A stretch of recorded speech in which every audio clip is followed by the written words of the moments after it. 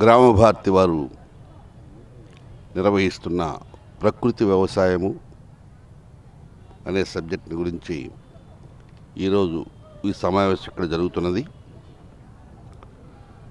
ఈ సందర్భంగా నేను అనుకోని అతిథిని ఏదో ఇక్కడ ఈ వెన్యూలో పెడుతున్నారు కాబట్టి నేను ఇక్కడ ఉన్నాను కాబట్టి నాకు కూడా కాస్త లోపల ఎక్కడో ఇంట్రెస్ట్ ఉన్నది కాబట్టి గురువు గారు ఎవరో వచ్చారు చూద్దాం, ఆయన మాట కూడా విందాం అనుకున్నాను కాబట్టి నేను ఇక్కడికి రావటం జరిగింది. ఇంట్లో మీరు మాట్లాడమన్నారు. అనుకునే అతిథి అయినా ఒక కుటుంబ సభ్యుడిలాగా నేను కూడా ఫీల్ అవుతూ ఉన్నాను. నేను కూడా ఒక రైతు బిడ్డనే కాబట్టి సో నాకు సంబంధించిన సబ్జెక్టే అనుకొని నేను ఫీల్ అవుతూ ఉన్నాను. అయితే ఈ సందర్భాన్ని అనుసరించి, ఈ సమయాన్ని అనుసరించి, ఈ వేదికను అనుసరించి నేను స్పందించాల్సిన విషయాలు అతి తక్కువగానే ఉంటాయి. ఏదైనా 4 నిమిషాలు 5 నిమిషాల లోపే నేను స్పందిస్తాను. ముందుగా ఈ గ్రామభారతి వారిని నేను మనస్ఫూర్తిగా అభినందిస్తున్నాను. Real class please. ఎందుకంటే వాళ్ళు ఏదో నాకు చుట్టాలని కాదు, కులపోళ్ళని కాదు. చాలా వ్యాపారాలు చూస్తూ ఉన్నాం. అంతా కూడా వ్యాపారాలన్నీ కూడా రకరకాలుగా ఇంకా లాభం సంపాదించాలని చెప్పి ఈ సంపాదన ఈ ప్రవాహంలో మంచి చెడు కూడా వదిలేస్తున్నారు. ఇక్కడ మంచి లేదు, చెడు లేదు. ఎంత ఎక్కువ సంపాదించాలనుకోవటం ఒకటే. బట్ వాట్ ఐ అబ్జర్వ్, నేను వీళ్ళ షాపులో కిషోర్ని కానీ ఈ అమ్మాయిని కానీ చూసిన తర్వాత నేను అబ్జర్వ్ చేసిన విషయం అంటే వాడు కాన్సెప్ట్ ఓరియంటెడ్ వ్యాపారం. ఇది మనస్సులో వాళ్ళకి ఏదో చేయాలని ఉన్నది, ప్రజలకు ఏదో చేయాలని ఉన్నది. దాంట్లో వన్ ఆఫ్ ది పార్ట్ ఈ గ్రామభారతి వ్యాపారం అనేది నేను గ్రహించడమే కాదు, నేను కంప్లీట్గా వాళ్ళ షాప్ కస్టమర్నే. మా ఆవిడ కంప్లీట్గా అక్కడి నుంచి అన్నీ తెచ్చుకుంటూ ఉంటుంది. సో అందుకనే ముందుగా మనస్ఫూర్తిగా గ్రామభారతి వారి ఆ వ్యాపార దృష్టి కానీ, వ్యవసాయ దృష్టి కానీ, ప్రజలను దృష్టిలో పెట్టుకొని కానీ, సమాజాన్ని దృష్టిలో పెట్టుకొని వారికున్న భావాజాలానికి, వారు నడిపే పద్ధతికి మనమంతా కూడా ఒక్కసారి వాళ్ళంతా కూడా అభినందించాలి. Claps please. ఇక రెండో విషయం, ఎక్కడెక్కడి నుంచో వచ్చారు. గుంటూరు జిల్లా నుంచి వచ్చారు, మన ప్రకాశం జిల్లా నుంచి వచ్చారు.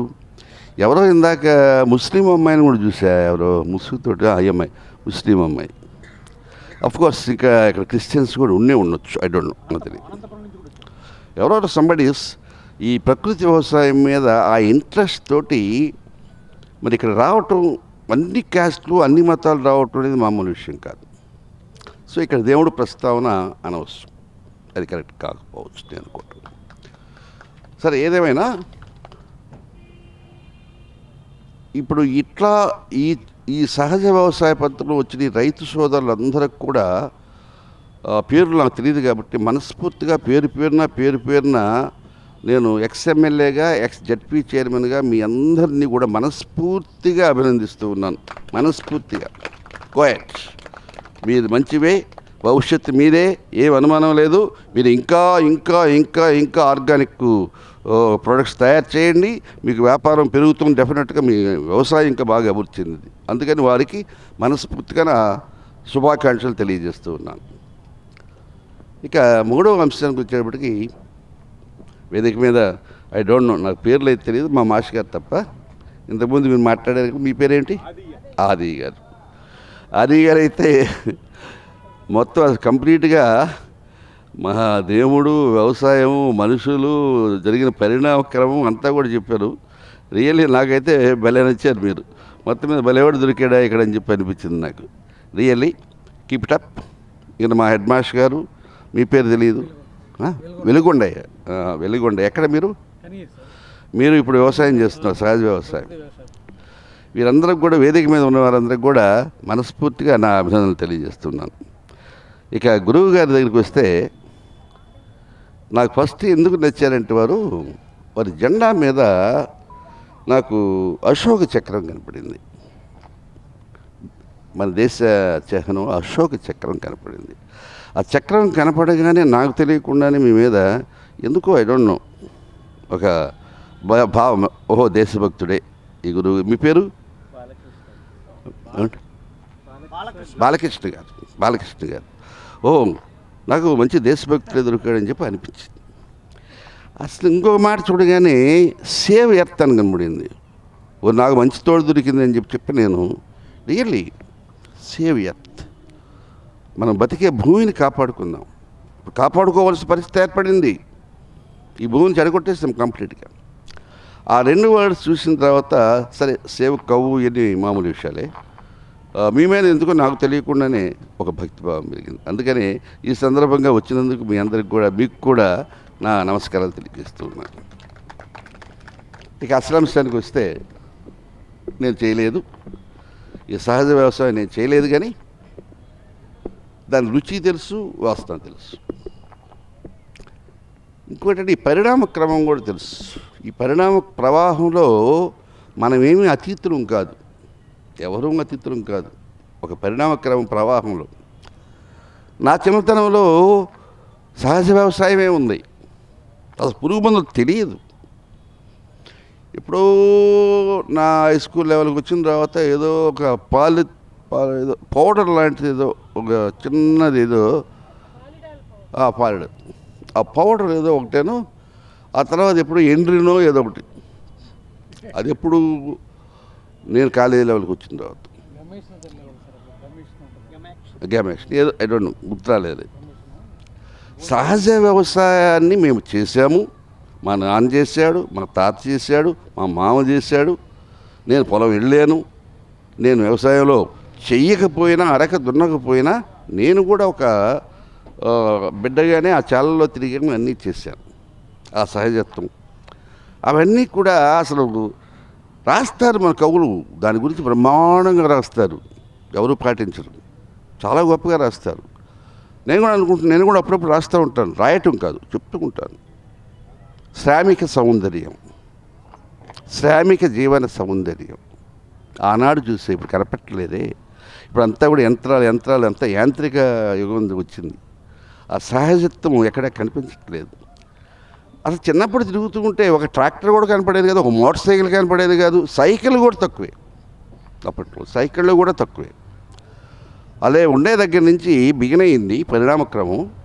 ఒక ఫ్లో బిగిన్ అయింది, కమర్షియల్ ఫ్లో. ఈ కమర్షియల్ ఫ్లో అంటే ప్రపంచ మొత్తం కూడా ప్రపంచీకరణ జరిగిన తర్వాత ఈ దేశాల మధ్య ఉత్పత్తులకి పెరగటానికి రకరకాల హైబ్రిడ్స్, రకరకాలుగా రైతుని రెచ్చగొట్టి గందరగోళం చేసి ఇంకా సంపాదించాలనే ఆలోచన రైతుకు కూడా వచ్చింది. తప్పలా. రైతు కొడుకు ఏడ చదువుతున్నాడు, టౌన్లో చదువుతున్నాడు.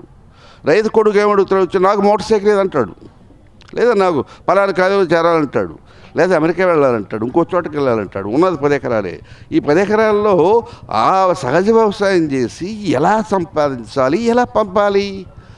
అందుకనే రైతు కూడా చివరికి ఏం చేశాడు, తప్పని పరిస్థితిలో రైతు కూడా ఒక వ్యాపారులాగానే తయారయ్యాడు. నా పెట్టుబడి ఈ భూమి మీద ఏదో రకంగా అప్పో సొప్పో తీసుకొచ్చి 1,00,000 రూపాయలు ఖర్చు పెట్టి 2 లక్షలు ఎలా సంపాదించాలనుకునే పరిస్థితికి వచ్చేసాడు. ఆ కమర్షియలైజేషన్ అలా వచ్చింది. అతను మనసుకి ఇష్టపడి కాదు, తప్పని పరిస్థితుల్లో. ఎవరికి అంతలా ఖర్చు పెట్టాలని ఇష్టం ఉండదు. ఆ పరిణామక్రమం అట్లా వచ్చింది. అయితే బిగిన్ అయింది, యూటర్న్ బిగిన్ అయింది. ఇప్పుడు బిగిన్ అయింది యూటర్న్. ఇప్పుడు రీథింక్ చేస్తున్నారు. ఒరే మనం తప్పు చేసామే, ఈ పనికిమాలిన ఆహారం అంతా తిని ఆరోగ్యాలు జడగొట్టుకుంటున్నామే, చివరికి మన పిల్లల కోసం చేసిన మన పిల్లలకి అసలు పిల్లలు పుట్టకుండా పోతున్నారు, చివరికి వంశమే పోతుంది, చివరికి మన ఆరోగ్యాలన్నీ దెబ్బతిని ఆ డబ్బులన్నీ హాస్పిటల్స్ ఖర్చు పెడుతున్నామే, అదే మనం తప్పు చేసామే, ఏదో తప్పు చేసామనే రీథింకింగ్కి అనేది ఇప్పుడు వచ్చారు. ఇప్పుడు మొదలుపెట్టారు మళ్ళీ సహజ వ్యవసాయం, ఆర్గానిక్ ప్రొడక్ట్స్. ఫ్యూచర్ అంతా ఇదే, నో డౌట్. ఫ్యూచర్ అంతా సహజ వ్యవసాయం వైపే వెళ్ళబోతుంది. అంటే సహజ వ్యవసాయం అంటే అల్లా పాత కాదు. సహజ వ్యవసాయంలోనే నూతన పోకడలు ఉన్నాయి. నూతన పోకడలు లేక కాదు. సహజ వ్యవసాయాన్ని మిషన్లు ఉపయోగించుకోకుండా ఎద్దులు దున్నమని నేను చెప్పట్లా. మిషన్లు ఉపయోగించుకోండి. అట్ ద సేమ్ టైం తక్కువ ఖర్చుతోటి ఎక్కువ పంట ఎలా పండించాలనేది ఇప్పుడు సహజ వ్యవసాయంలో ఆర్గానిక్ ఫుడ్స్ మనం తయారు చేసే విషయంలో ముఖ్యమైనది. పురుగు పట్టకుండా ఉంటుందా? మనకు జబ్బు రాకుండా ఉంటుందా? పైరు వేస్తే పురుగు పట్టదా? పట్టిద్దాలే చెప్పండి. మరి సహజంగా ఎట్లా పండిస్తాం? దానికి ఏదో ఉండాలి మెకానిజం. ఆ పురుగు మనం దిశాయి హాని లేని కొన్ని ప్రొడక్ట్స్ మనం తయారు చేసుకోవాలి. హాని లేని, చెట్టుకి హాని లేని, మనిషికి హాని లేని ఆర్గానిక్ ప్రొడక్ట్స్ కావాలి అంటే ఇప్పుడు బయో సంబంధించిన అనేక కెమికల్స్ వచ్చాయి. కెమికల్స్ అంటే కెమికల్స్ కాదు, బయో, చెట్టుకు హాని చేయవు, మనకి హాని చేయవు. కొత్త కొత్త ప్రొడక్ట్స్ వచ్చినాయి. డెఫినెట్గా ఉపయోగించుకోండి, దాంట్లో అనుమానం లేదు. భూమిని కాపాడదాం, ఈ రసాయన ఎరువులను తగ్గించి భూమిని కాపాడదాం. అలా ఫ్యూచర్ అంతా మంది కాబట్టి మీరు ధైర్యంగా వ్యవసాయం చేయండి. ఒకవేళ పొరపాటున ఒక సంవత్సరం లాభం రాకపోయినా నెక్స్ట్ ఇయర్ వచ్చింది. మీ అందరికీ మరొక్కసారి కంగ్రాచులేషన్స్ చెప్తూ, మీ అందరినీ కూడా ఎంకరేజ్ చేస్తూ, నేను కూడా వీలైతే ఎక్కడన్నా అని అనుకుంటున్నాను చేయగలనని. ఒక 200 ఎకరాలు 300 ఎకరాలు దొరికితే సహజ వ్యవసాయం ఆర్గానిక్ ప్రొడక్ట్స్ తయారు చేయటం అనేది చేయాలనే ఆలోచనలో ఉన్నాను నేను. అంటే వర్కౌట్ కావాలంటే 5 ఎకరాల్లో 10 ఎకరాలు వర్కౌట్ కాదు. ఓ 200 ఎకరాలు అయితే ఇప్పుడు లేబర్ పెరగాలంటే మనిషికి 1000 రూపాయలు అడుగుతున్నారు. అట్లా యాంత్రీకరణ ద్వారానే పురుగు మందులు వాడకుండా మనం ఆర్గానిక్ ప్రొడక్ట్స్ తయారు చేయాలంటే ఒక 100 ఎకరాలు 200 ఎకరాలు పెట్టుకొని అన్ని యంత్రాలు పెట్టుకొని చేసి ప్రొడక్ట్స్ తయారు చేయాలని నా ఆలోచన, ప్రయత్నంలో ఉన్నాను కూడా. నేను కూడా మీలాగే ఒక రైతుని కాబోతున్నాను. మరొకసారి మీ అందరికీ కూడా నా శుభాకాంక్షలు తెలియజేస్తూ thank you very much. Like and subscribe Eagle Media Works.